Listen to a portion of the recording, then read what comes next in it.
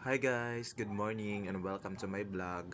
Ayan, so medyo makulimlim yung ano natin guys, kalangitan. Ayan, medyo makulimlim siya. Then i-flex natin ngayon guys yung mga tanim natin guys na ano, na nasa bubong natin. Yan, so napakataba ng ano natin, mga tanim dito. Ayan, so ito guys is ang bulaklak ko. Ayan, medyo lumaki na siya guys. Then ito yung mga bulaklak ko lang. Yan, then ito yung mga sibuyas ko dahonan. Then mga kangkong. Then dito tayo meron tayong tawag nito is tanglad. Then meron tayong sili dito at sal. Ayan, sibuyas dahonan. Ayan. Ayan, walang problema tayo guys pag meron tayong madalian na lulutuin. Hindi na tayo tatakbo sa merkado. Ayan, so pwede na to guys, ito gawing kangkong, adobong kangkong.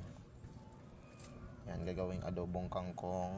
Then pag magluto tayo ng sardinas or corn beef, so meron tayong sibuyas daonan. Ayan, to dati guys is payat to dati. Ayan, tumaba na ngayon.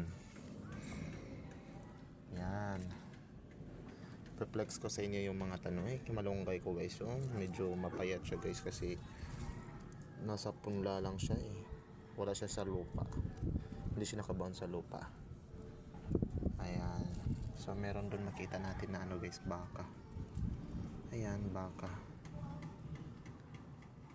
Ayan, flex natin.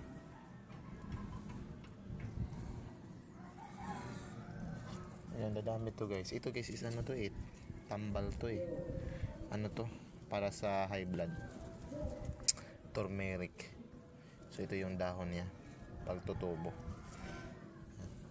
Turmeric natin guys. Ayan na guys, yan lang po yung video natin ngayon, mga pananim natin sa bubong, di ba? Nako, worth it yung bubong, ginawang garden.